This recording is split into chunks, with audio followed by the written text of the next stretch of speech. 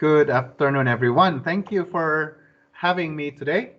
And I'd appreciate the invitation. I appreciate the invitation coming from Miss Mom Christina. Thank you for inviting me. So my name is John Lauron. I am, of course, an immigrant here in the U.S., Pinoy na guro. Nagsimula ako bilang special ed teacher, math teacher here, and then move on to become a special ed teacher.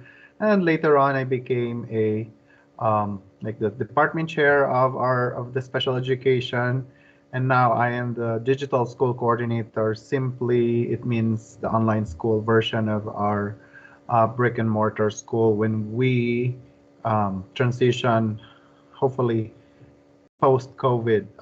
So this year I act as the coordinator for that program. So I am going to share my screen, and pardon me if I'm going to scroll through these slides.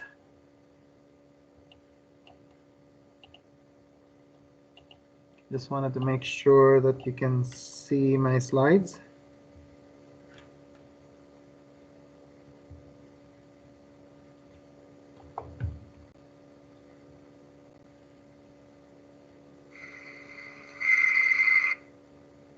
Okay, it looks like we're all good to go.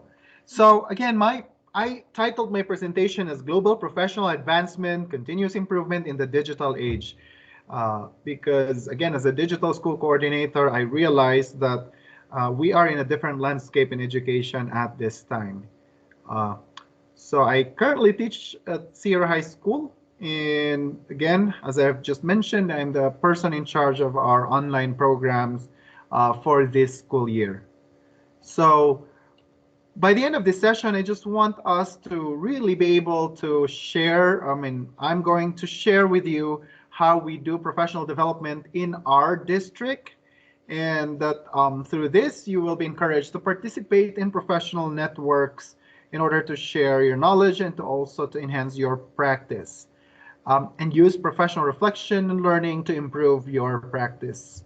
So that's our objective for today.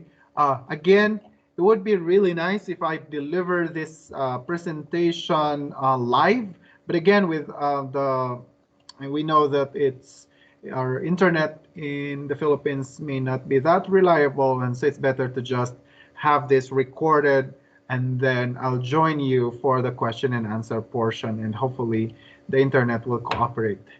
So again, I consider myself as a lifelong learner. I started my bachelor's in physics at the Philippine Normal University, and then I mean, education-wise, move on to Master of Physics Education, and it took me about almost 10 years or more than 10 years to finish the program, and then I move on to Miriam College for my international studies degree. But again, in the middle of me doing my master's in physics ed, there was a period wherein I started working on my master's in special education, which actually was able to use it when I transitioned my career here in the US.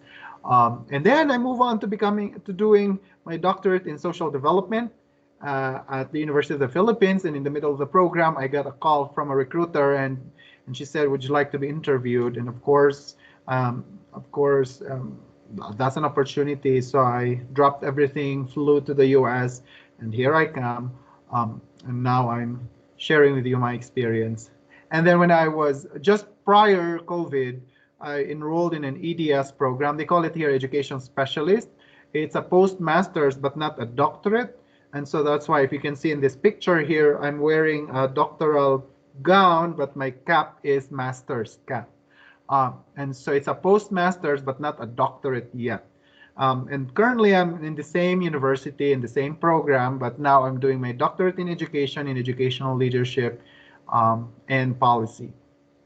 And one of my dreams is actually to meet John Maxwell. If you are into leadership, John Maxwell has written a lot of books about leadership. And when I was a student activities coordinator in the Philippines, I've read a lot of his writings, and I use his books when I conduct leadership training for the student leaders at the Ateneo de Manila High School. So that's a short background in terms of what what my academic journey was and where I'm at right now. So I'm currently in the doctoral program, still studying every weekend. It's an online program because it's impossible for me to go to a physical university because that university is also about 2 to 3 hours away from where I teach. So I'm a traveler, love to travel, and probably that's the reason why I grabbed the opportunity when I was given the chance to come here to the US, and I've been to about 35 states here in the US. Every time there is break, I use that opportunity to travel. But these are the pictures when I was in the Philippines prior to moving here. And I love adventure, and that's why I got to the US. It was not a plan, but when I got the opportunity, when I received the opportunity, I grabbed it. And this is a picture which is very significant for me because this is when I got the job offer to teach here in the US. And we are a global family in the sense that my wife and I, we don't have kids yet. So this school year, we decided to host international or exchange students. And of course, as a Filipino family, Filipino here in the US, so the first thing we did was to bring them to Jollibee in Las Vegas when we visited Las Vegas as soon as they arrived from Spain and from Germany. So hopefully, once the right time comes, we will visit them when they're older and maybe visit them in Spain and in Germany. Again, all of this, I've, I did all of that so that I become effective as a teacher. So again, as a teacher, I've taught in the Ateneo for 15 years. And when I moved here in 2015, after 6 years of serving in the district, I'm glad to be chosen last school year to be the teacher of the year in our school, which I did not expect. But again, it is a product, it's a result of continuous learning, and you will naturally excel in the field for as long as you continue to grow. So just to give you an idea where I teach, I'm going to show you this short video. I think I have it ready here. And so I don't have to do a lot of explaining about our school. And I think this graduation speech of a student, several years, I think it was in 2018, pretty much describes fully, it captures what the school I'm teaching. It's called Sierra High School here in Colorado Springs. What I found in the hallways, in the people, was so much more. I found community. I found struggle in the faces of the students who had to worry about work after school and then go home afterwards and take care of their siblings. I saw those who didn't have two parents at home because of work, drugs, prison, or anything else.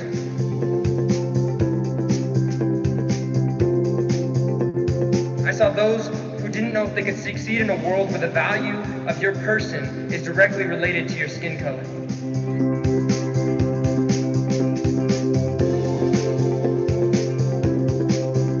I found a community of people that were real.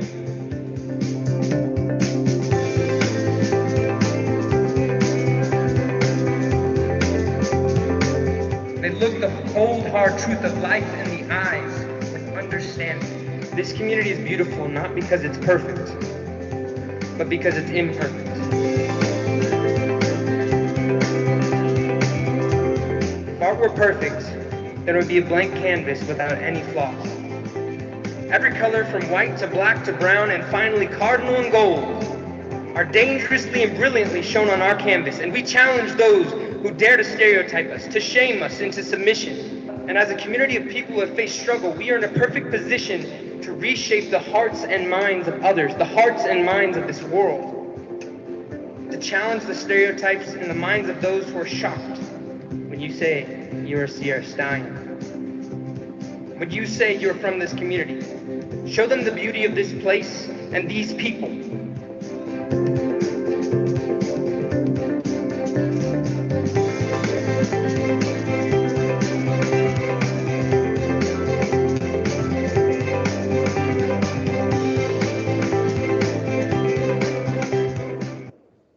So that pretty much explains where I teach.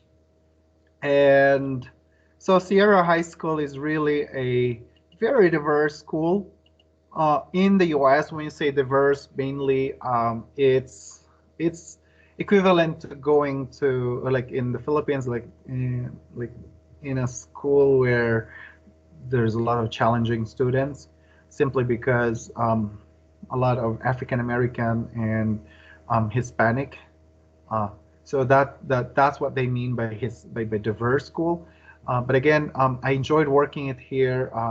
Diverse population, very challenging at the start, but then the moment you get to know the community, uh, I love working with I would say the most challenging students to work.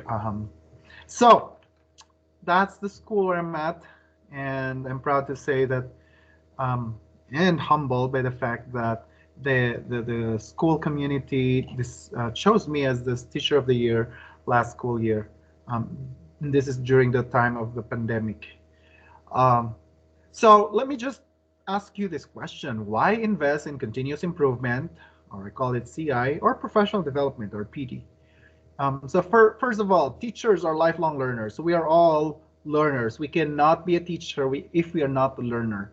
Um, this is the time where students actually can probably or may know more than us, and so therefore as a teacher we need to update ourselves and we need to continue learning. So again, as teachers, we're lifelong learners, and with the 21st century realities, we need to continue learning so that we can make ourselves relevant to our students.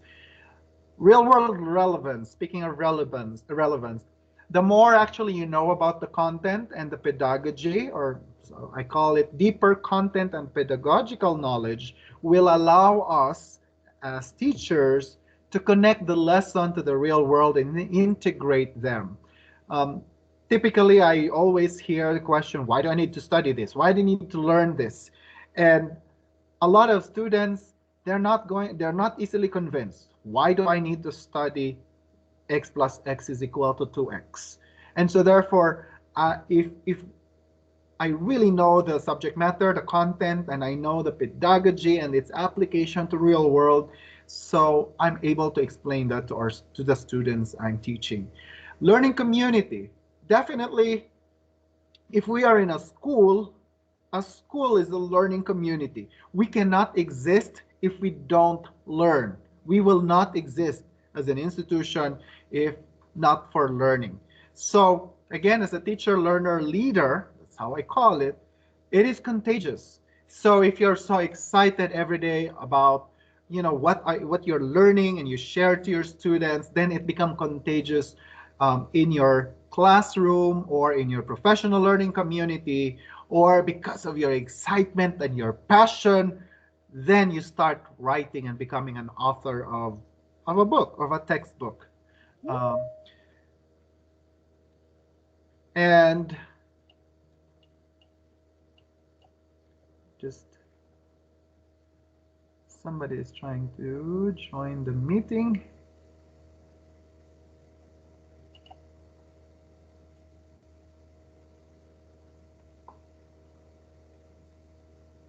I'm sorry about that. Okay, so the last one here is why invest in continuous improvement? Again, mainly for student achievement. Student achievement. If you must have heard about Finland, so Finland's teachers, they have one of the best, I would say, educational programs globally. One of the best, simply because the teachers in Finland, they have PhDs and they have masters, and they are researchers and practitioners at the same time. So, in other words, it is important that we continue to learn. So, again, as teachers, we are lifelong learners.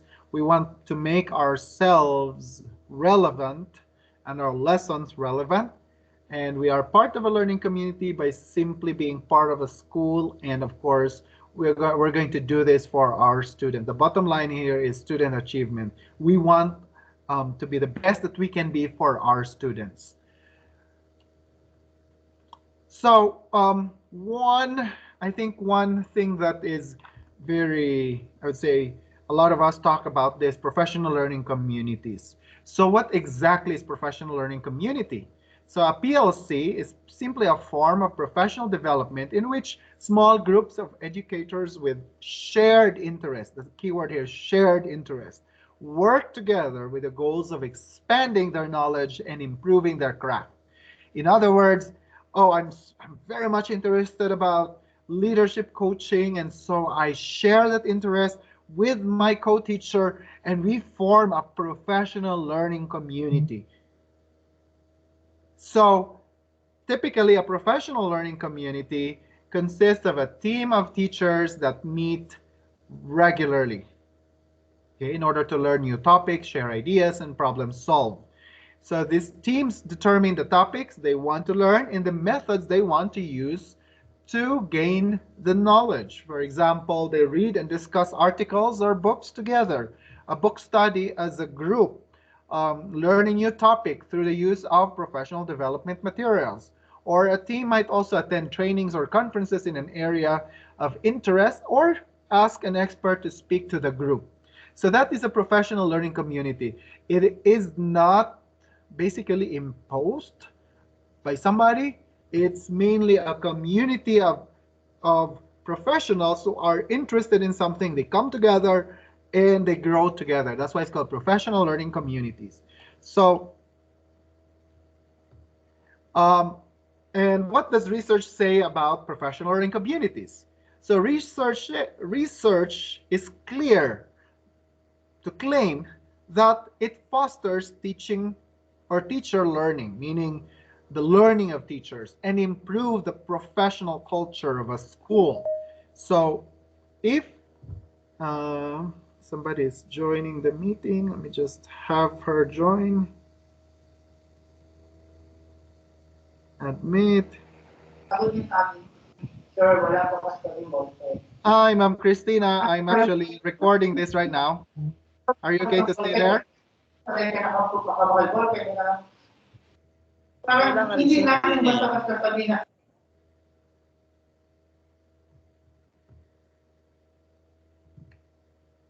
I'm currently recording this.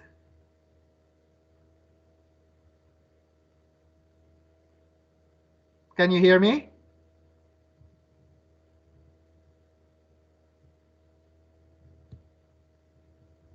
So Mom Christina is joining us right now. But so I'm in the middle of recording this presentation. So I will just continue and we'll move on and we'll see, and then we'll have a live session in a few minutes. So again, professional learning communities mainly, according to research, it fosters teacher learning and it improves professional culture of a school. And it goes through 5 steps, which I will discuss in more detail in the next slide. So you have the debrief, define, explore, experiment, and reflect and plan. So let's start with debrief. So typically in a professional learning session, we usually begin as a team in order to debrief our own experiences in our classroom or in our department or in our team. And then, so in other words, it's grounded on experience. It's not coming from a theory or from a book right away. And so after we do the debriefing, then during the session, we'll define what is our goal as a professionals who are so passionate and interested on something. And so now we define our session goals. And then we start to explore new practices and compare them to the current practices. Because again, we set a specific goal. And in order for us to get there, we want to see what are the current practices that that we implement that needs more or that might need more, I would say, more improvement, or if there is something that we can work on as a community of learners. And then we start experimenting in it, experiment with newly learned strategies, and then we reflect and plan as a team. So basically, this is the 5 steps of a professional learning community, like typical session in a PLC. So I remember when I was still the department chair of the special education department in our school, we usually bring our sample work of our students, and then based on the sample work of our students, we analyze our data, and from there we actually come up with a goal, and based on the goal, based on the data that we have, we we then figure out what are the best practices in what are the best practices in the field of special education. So, Okay. 62, 7.9. okay, so that's the 5-step process. And so moving on, what are some opportunities for PDs? So what are some professional development opportunities? So we can do PD trainings, PLCs, workshops, and typically it's district provided or school provided or facilitated by the school. We also have book study. So in this school year, we actually did a book study on hacking school discipline. And then, of course, enrolling in a graduate school. And I'm going to share with you, there is a free university. They call it the University of the People, and it's a free online university. And also this MOOCs or MOOCs. These are massive open online courses offered by top universities, and um, and you can actually attend a course in Harvard University without being in Harvard because of their massive online courses or open online courses. So the one that I'm using is Coursera. And of course, there is no substitute to job embedded professional development, which is coaching and mentoring. So I'm specializing on coaching specifically. In other words, become more of a process expert and guide the teacher or the person coach that I'm coaching to become better at whatever he or she wanted to accomplish. So at this time, allow me to share with you the professional development initiatives of my district. So these are the district level initiatives. But to give you an idea about my district, allow me to share with you this short introduction video about the district. Let's see if this works. To move to a different.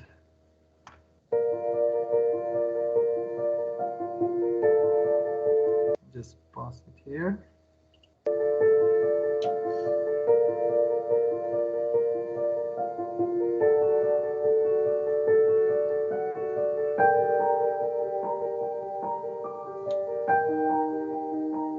Mission of Harrison School District 2 is really about producing students who are college and career ready, who can contribute to the common good of our society.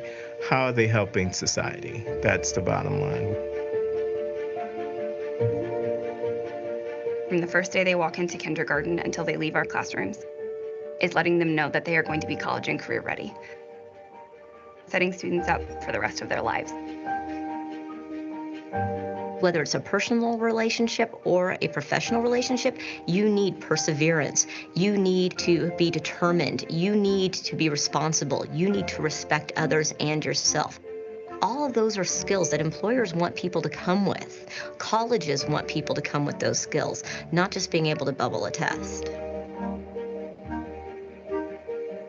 Not only do employers want students and kids coming out of high school who are interested and passionate about the trades, but they want some experience behind that too. And that's just something that we're going to be able to provide.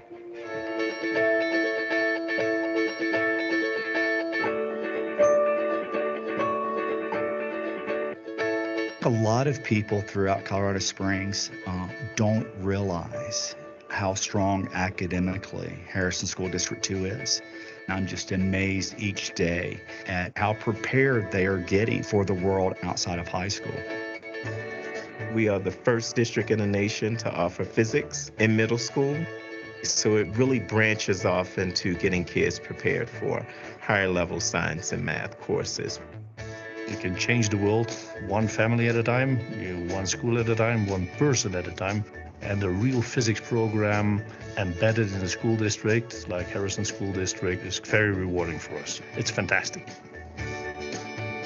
Our high school students can actually take college courses and earn college credits as well as high school credits and graduate with an associate's degree as well as a high school diploma, which we think is absolutely phenomenal. Helping students in a greater way. Our alternative program, vocational opportunities, increased rigor in the classroom, I think those are really important moves toward giving students what they're going to need to be successful. We're graduating students at a rate that's higher than the state and rising all the time. Test scores are up, graduation rates are up. Our individual schools are moving up in their rating by the state. By all measures, the district is succeeding. I've never met a group of people this passionate about kids, letting them know that they are going to be college and career ready.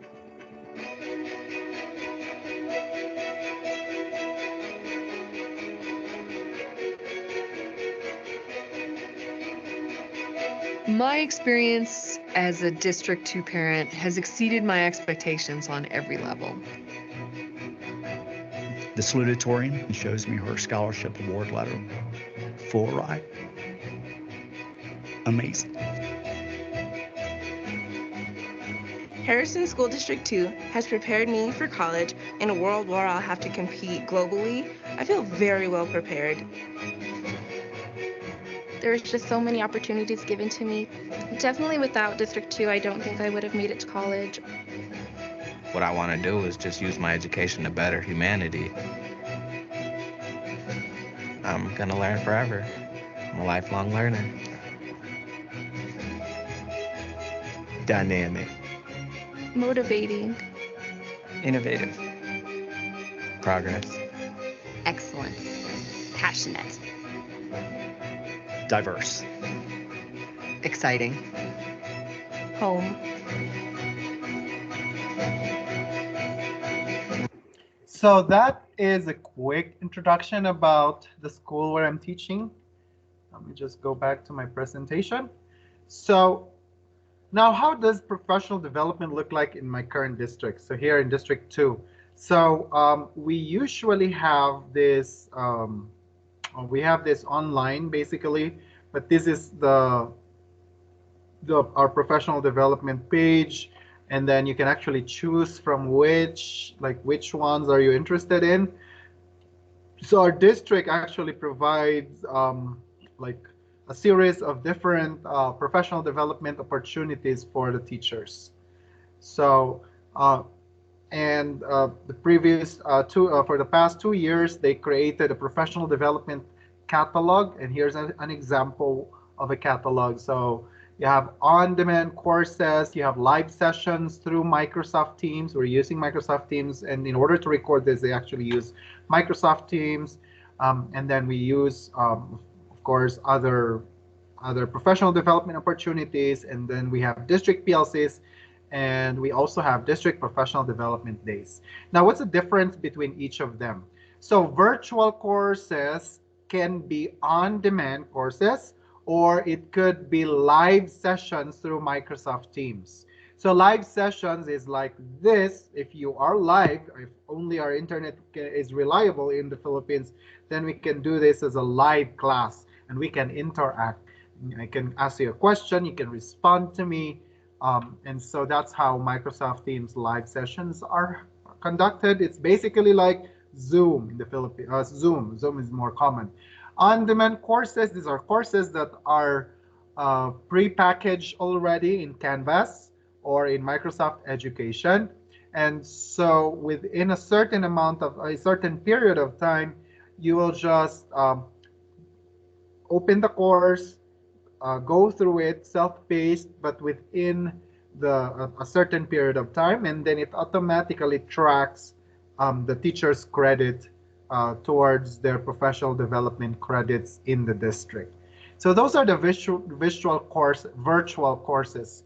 Um, so these are examples of on-demand courses. So we have behavioral crisis responding, and you have classroom management 101. You have Connect Ed Wonders, and there's a description of the course, and then you can just click here to enroll and to register. So you have to enroll in Canvas course because this one specifically behavioral crisis responding is in Canvas.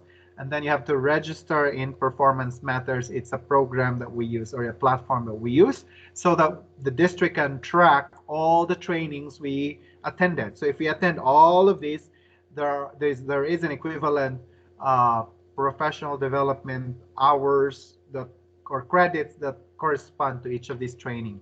So these are the Microsoft Teams sessions. So there are specific, so these are the specific course. For example, Universal Design for Learning, Part 1, so engagement. And then this is the link to join the meeting. And this is where you register in the Performance Matters to track our transcript. And this is held on September 16th at 4:30 p.m. And it's 1.5 hours. And there is a description. So again, this is a live session. Now we also have CDA professional development. So you have to go to the Colorado Department of Education. You click the link and you register there and attend that live. CanvasCon online free, so I can also do CanvasCon. You can also Future of Education Conference, just click. So these are the different opportunities for professional development that's provided in our district. And so we also have specific days. We call it the district PLC. So the district professional learning committees are on Monday mornings in the following day. So there are specific Mondays. By the way, on Tuesday, Wednesday, Thursday, we start our classes at 7:20 or 7:25. And then on Mondays, they have a late start. They start at 9, but teachers come still at 7:15 to do our professional, or we call it the PLC days. So on Mondays, we start a day with a professional learning community before we start our shortened periods on Mondays. And then one of the programs that I actually use a lot is Alex. This is AI-based learning in math. So AI means artificial intelligence. So basically, students will get like an assessment every 2 weeks. And then based on the assessment results, the computer will provide specific lessons package for that particular student. So it's very individualized. And I use this for my students with learning disabilities, and it's very effective. Minimal work on my end. I focus more on helping them understand the concepts of math, and of course the skill. So these are some of the opportunities for professional development in my district. So I think I've mentioned this. The district provided the book study. We did Hacking School Discipline every first Wednesday of the month as a whole school. We did this book study, and then another thing that I want to share with you is there is a free online university. They call it free online university, but technically you have to pay once you take the final exam, or you're about to finish the final requirement for that class. And it's called the University of the People. I'll go over and I'll show you where to access it. And also we have a lot of MOOCs, or massive online open online courses. And the one that I really use a lot is Coursera, and of course coaching and mentoring. So let's start with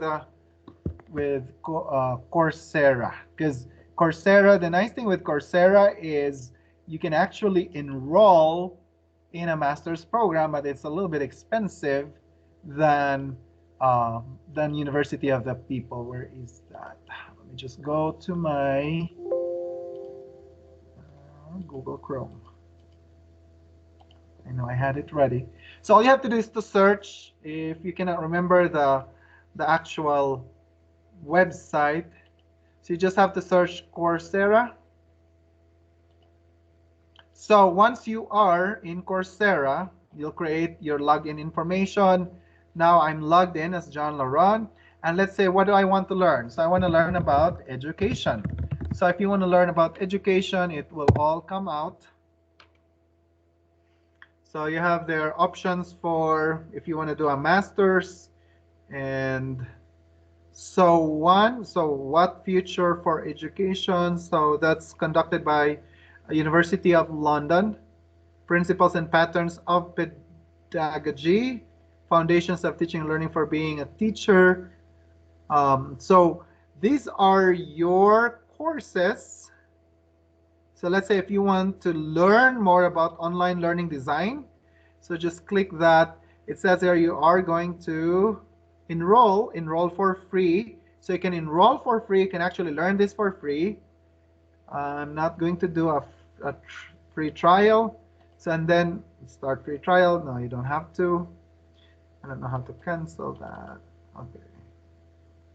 Let me just. Oh, I think it's there. It is. Because you should be able to enroll as you should be able to audit a course. So you are simply auditing this course. So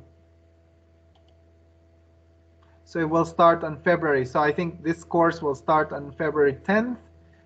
No, I don't want to enroll right now because I don't want to pay for this. But I know I have. I just go to my.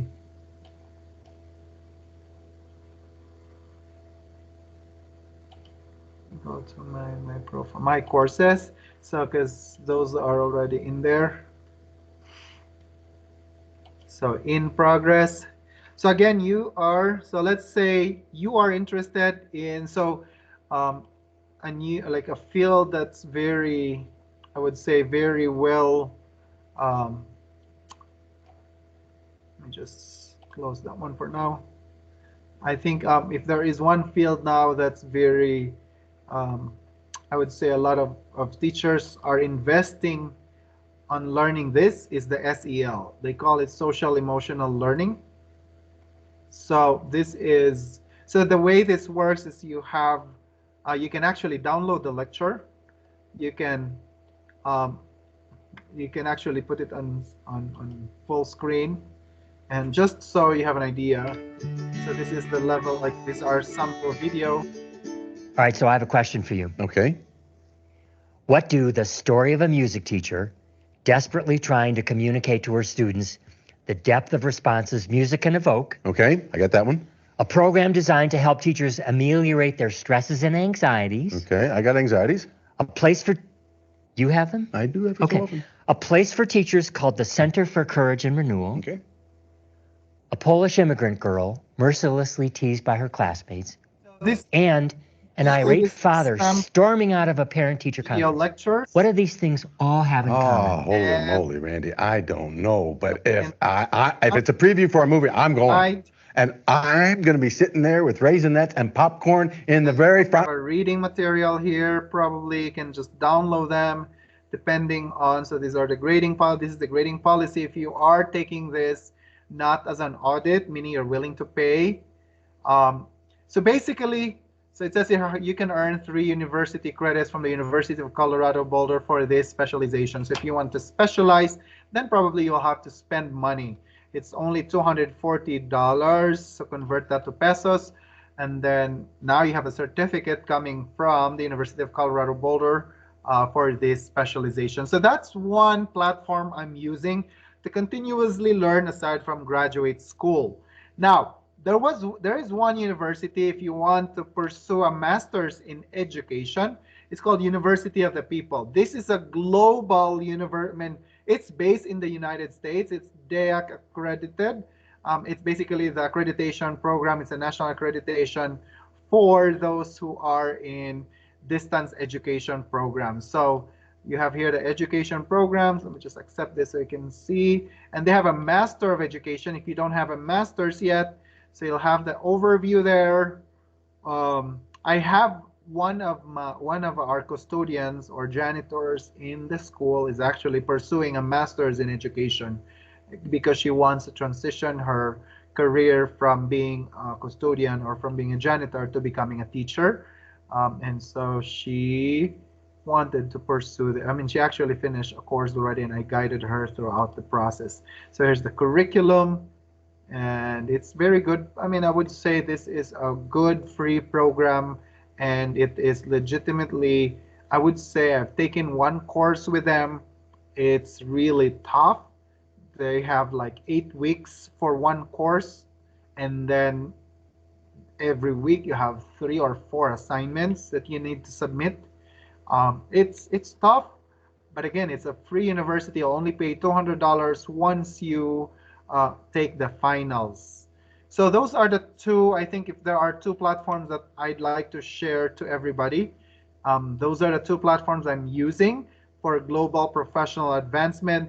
So you can technically learn even if you are in the Philippines. So moving forward, so I think I've shared how our program looks like here in the US. And this is, sorry about that. And then, of course, coaching and mentoring is, I would say, very important, especially if you want to continue to grow. Um, and I can talk more about coaching and mentoring in some other time. But for now, let me just end this session with one of the graduate readings we had in my principalship class. It's called A Personal Vision of a Good School. So Roland Barthes is actually a professor at Harvard University. And I like how, how he wrote that portion about a community of learners. So he said, this is literally coming from his essay, a good school for me is a place in which everyone is teaching and everyone is learning simultaneously under the same roof. Students are teaching and learning, principals are teaching and learning, teachers are teaching and learning. Everything that goes on in a good school contributes to this end. School need not be merely a place where big people who are learned teach little people who are learners. Beautiful. In a school that is a community of learners, the principal occupies a central place, not as the headmaster or head teacher, suffering under what has been called the burden of ascribed omniscience. Rather, the principal occupies a more important position of leadership as the head learner, engaging in displaying and modeling the behaviors we want teachers and students to adopt. In other words, the principals as the leader learners in a school. What it is that individuals are learning is important, but the very fact that teachers, principals, and students are learning is, I believe, far more important to the development of a community of learners. Thus, a major responsibility of the adults in a community of learners is to engage actively in their own learning, to make their learning visible to others in the community, to enjoy and celebrate their learning, and to sustain it over time, even especially when swamped by the demands of their work.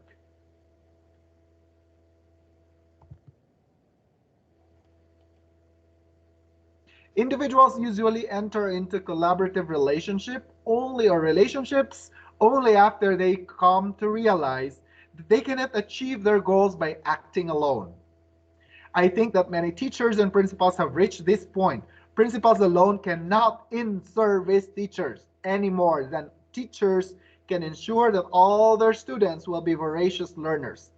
On the other hand, principals, teachers, students, and parents learning together can create within their schools an ecology of reflection, growth, and refinement of practice. In short, a community of learners. Ladies and gentlemen, it is my hope that through this presentation, I'm able to encourage you and inspire you to start building the community of learners, because at the end of the day, it's the soul and the heart of a school as an organization. We are supposed to be a learning organization. And the moment we stop learning as teachers, the moment we are no longer contagious when it comes to learning and being discovering and reflecting and growing and refining our practice, then we become obsolete. And I would tell you this, if you become obsolete, then it's unfair for your students. So I highly recommend to reconsider becoming a learner again. So my years in school suggest that the quality and character of a school and the accomplishments of its students have more to do with the nature of the adult relationships in school than with any other factor. In too many schools, personal relationships tend to be adversarial, teacher against student, teacher against teacher, principal against teacher, school people against parents. The most memorable schools I visit are the ones that have begun to find ways of transforming these adversarial relationships into cooperative and collegial ones. Again, as a community of learners, we need to be collegial in our approach. The kind of school that I would like to work in and have my children attend, and the kind of school that I suspect most teachers and principals would like to be associated with, would be a school in which teachers and principals talk with one another about practice, observe one another, engage in daily activities, share their knowledge and their craft with one another, and actively help one another become more skillful. In a collegial school, adults and students are constantly learning because everyone is a staff developer for everyone else. And there's a portion also that he talks about a place for philosophers. So nothing is more important to building a culture of inquiry and community of learners. So above all, philosophers residing under the roof of a schoolhouse can continually juxtapose the way things are with the fresh visions of ways they might be. So it's a place for philosophers. And to end this session, I want you to reflect about this. Number one, in what ways have I become a lifelong learner? Paano na nga ba ako nagiging lifelong learner? What specific areas in my career right now or in my life do I want to grow? And how will it benefit my students? And how will it impact my practice in the classroom? And of the many professional learning opportunities that maybe I just have shared, what is it that you want to pursue? What is it that you want to try? And why? And I think that's everything I have for you. And I'll look forward to see you live in a few minutes. And so if you want to reach out to me, if you want to connect with me, I have a LinkedIn, so you can connect with me through LinkedIn. I know we love Facebook. You can also just search me on Facebook. But I'm already at about 5,000 friends. So if in case I also have a Facebook account wherein you can just follow me. But although I did not really, I think I need to do a good job in posting there. But at least we can connect. So that's my full name, John Frederick A. Lauron, a lifelong learner, traveler, teacher, and a student of life. Thank you very much. Really appreciate you taking the time to listen and to learn and to be vulnerable with me today. Have a good rest of your day. Thank you, and I look forward to see you in the question and answer portion of the session. And let me just get to Microsoft Teams. Have a good rest of your day. Thank you.